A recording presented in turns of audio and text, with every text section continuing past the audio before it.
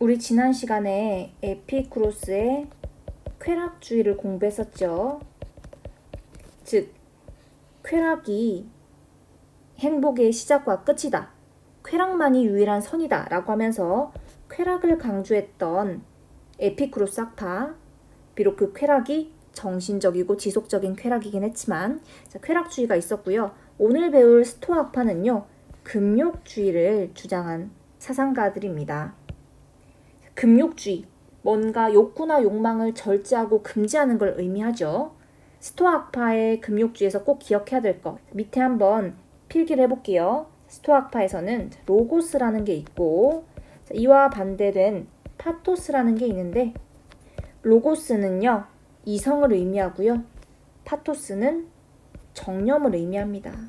좀 더 구체적으로 정념이라 함은 감정, 욕망을 의미하는데, 스토아 학파는 이 두 가지 가운데 이성, 로고스를 따르는 삶을 사는 것을 바람직하게 생각했습니다. 이 로고스, 이성에 따르기 위해서는 정념, 파토스, 즉 감정과 욕망에 휘둘리지 않는 이것에서 벗어난 상태여야 하겠죠.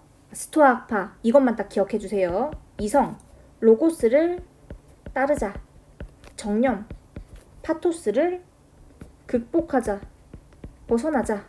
이성에 따르고 정념에서 벗어난 그런 삶을 바람직한 삶의 자세로 생각했던 것이 오늘 배울 스토아 학파입니다.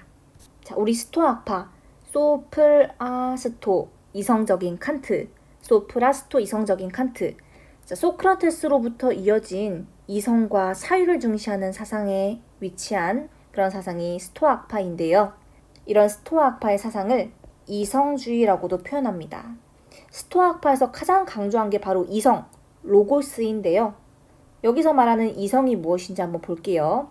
자, 첫 번째, 우주는 신이고 신은 곧 자연이고 그 본성은 바로, 적어보겠습니다. 이성, 즉 로고스이다. 우주는 신이고 신이 자연이고 그 본성이 이성이다. 이걸 아랫부분에 도식화해보면요. 여기 네모 박스에 있는 내용을 볼게요. 우주가 곧 신이고 이 신은 곧 자연이고 이게 바로 이성이라는 본성을 지닌다. 자, 이렇게 우주, 신, 자연, 이성을 다 하나로 동일한 개념으로 볼 수 있습니다. 우리가 흔히 신이라고 한다면 인간의 모습을 하고 있는 이 세상에 단 하나뿐인 유일무이한 절대자를 떠올리기 쉽죠. 종교적인 그런 기독교적인 신을 떠올리기 쉬운데, 스토아 학파에서 이야기하는 신은 그것과는 조금 많이 다릅니다. 한마디로 이 세상 그 자체, 우주, 그리고 이 자연, 이 세계 자체가 바로 신이라는 거죠. 그런데 이 우주, 자연을 움직이는 법칙이 있는데 그걸 바로 이성의 법칙이라고 합니다. 여기서 하나, 우리 인간은요, 우주나 자연의 일부이죠. 그리고 우주와 자연의 일부로서 인간은 이성을 나누어 가지고 있습니다. 인간은 이성을 가지고 있죠. 그래서 인간은 이 이성을 통해 자연을 지배하는 법칙, 즉 이성의 법칙을 이해하고 깨달을 수 있는 존재입니다. 자, 그러면 이 이성으로 우리가 무엇을 깨달을 수 있는지 한번 밑에 내려가서 살펴보도록 하겠습니다. 바로 인간은 이성을 가지고 이 세상, 이 우주, 우리의 자연이 다 이미 결정되어 있다는 걸 알 수 있다는 겁니다. 세계에서 일어나는 모든 일은 신의 법칙인 이성의 법칙에 의해 필연적으로 일어난다는 거죠. 내가 너무 아끼고 사랑하는 우리 가족인 강아지가 죽었어요. 어떤 친구들은 그 현실을 받아들이지 못하고 굉장히 슬퍼하거나 괴로워하고 고통스러워 하겠죠. 그런데 또 어떤 친구들은 오래 살았으니까, 그리고 태어났으면 죽음도 있는 법이니까, 언젠가는 일어날 일이었으니까 그 죽음을 담담하게 받아들이고 그런 운명을 순응하는 태도를 가진 친구들도 있을 겁니다. 스토아 학파는 바로 후자와 같은 삶, 이미 일어나기로 되어 있고 결정되어 있는 이 세상의 법칙을 이성을 통해 이해하고 그 운명을 순응하고 사랑하는 삶을 살아야 한다고 보았습니다.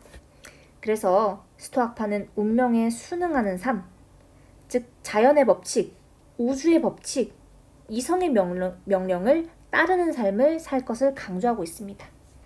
자, 여기에는 이런 뜻이 숨어 있습니다. 이 세상의 모든 일은 다 이성의 법칙, 우주의 법칙, 신과 자연의 법칙에 의해 다 결정된 것이지만 우리가 바꿀 수 있는 유일한 것이 있다면, 자, 적어볼게요.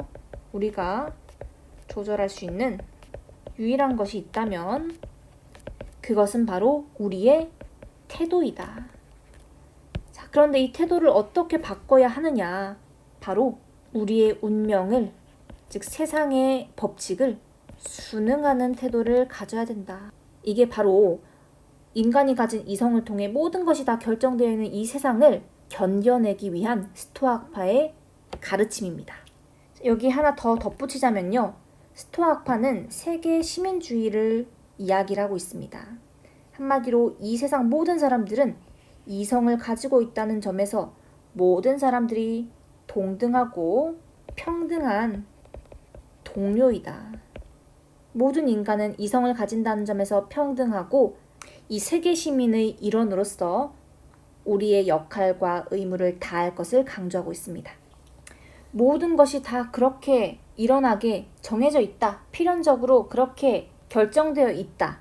이게 스토아학파가 이야기하는 결정론이었고, 인간은 이성을 통해 그 법칙을 이해하고 그것에 순응하는 삶을 살아야 한다고 이야기를 했죠. 자, 이런 스토아학파가 이야기하는 바람직한 삶의 자세를 좀 더 구체적으로 살펴보면요.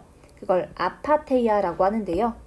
우리 지난 시간에 에피쿠로스 학파에서 배웠던 아타락시아랑 뭔가 비슷하게 생겼는데 이 두 가지가 어떻게 차이가 나는지 한번 살펴보도록 하겠습니다. 에피쿠로스 학파에서 이야기하는 아타락시아는요. 몸에 고통이 없고 마음에 불안이 없는 평정심을 아타락시아라고 했죠. 이거랑 조금 느낌이 비슷한데요. 그래도 뉘앙스의 차이가 있습니다.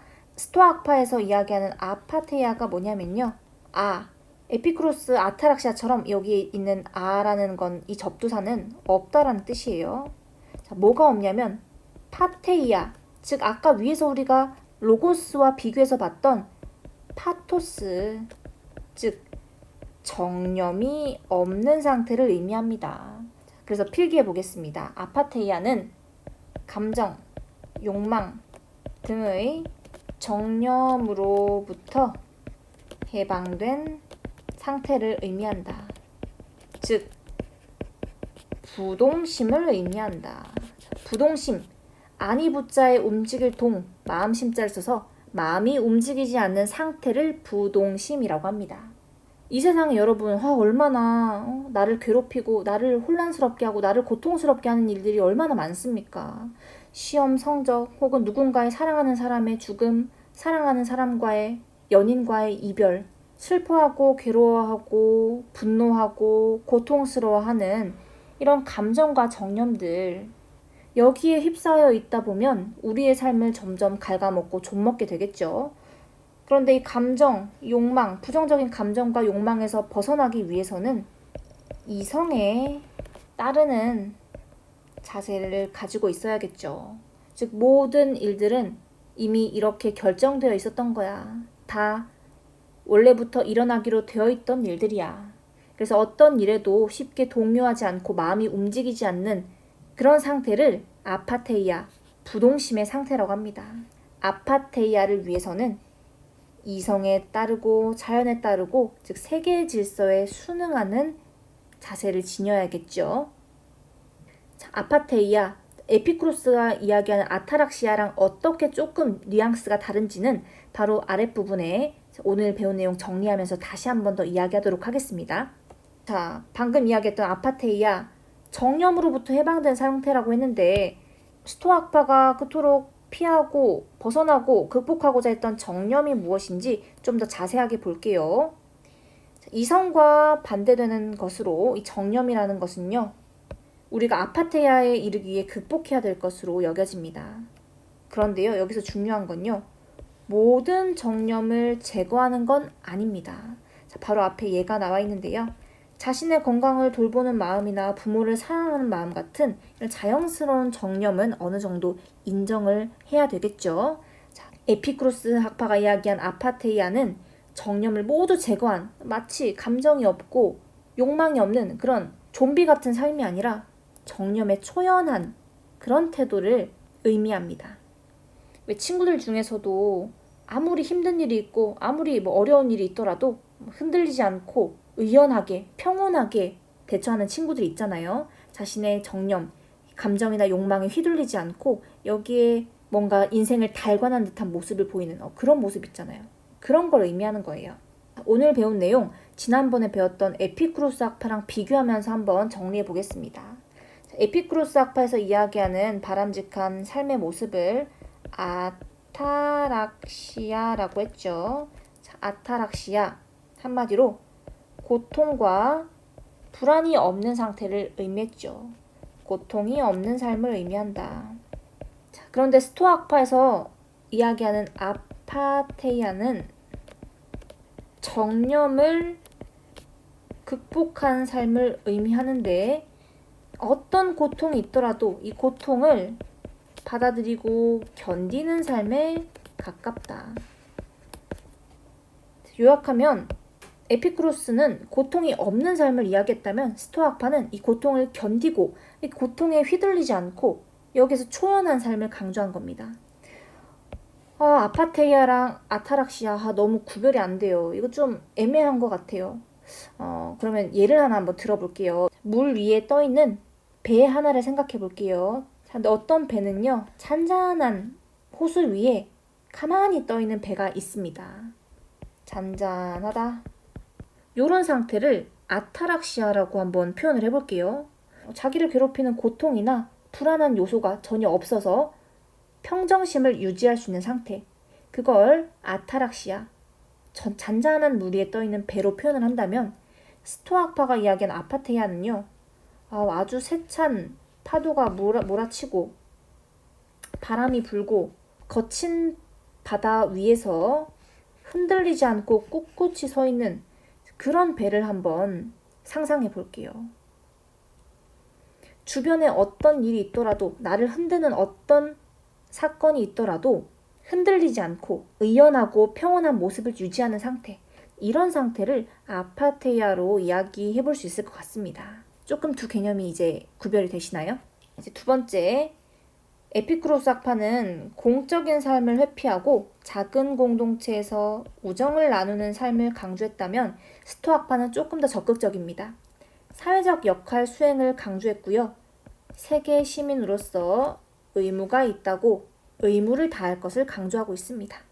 자, 이렇게 에피쿠로스 학파는 쾌락주의, 스토아 학파는 금욕주의, 두 사상이 차이가 나는 점도 있지만 공통점도 존재합니다.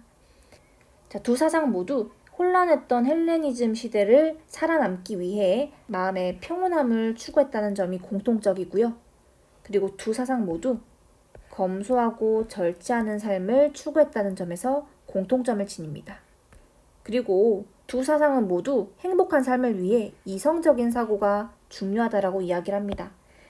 스토아 학파는 말할 것도 없고요. 에피쿠로스 학파도 쾌락주의를 이야기하고 있지만 진정한 쾌락을 얻기 위해, 즉 진정한 행복을 얻기 위해서는 감각적이고 순간적인 쾌락이 아니라 정신적이고 지속적인 쾌락, 이성적인 태도를 그런 걸 강조했다는 점에서 이성적 사고를 중시했다. 두 사상의 공통점으로 이야기할 수 있을 겁니다. 우리 워크북 54페이지, 55페이지를 보면요. 에피쿠로스 학파, 스토아 학파에 관련된 문제 6개가 제시되어 있습니다. 선생님이 이번에는 해설 강의를 다 찍지 않고 손으로 문제를 다 풀어서 PDF 파일로 올려드리겠습니다. 먼저 스스로 복습하면서 풀어보시고요. 그리고 선생님이 필기한 내용 보면서 어디가 헷갈리고 어디가 틀렸는지 한번 스스로 공부를 한번 해보세요.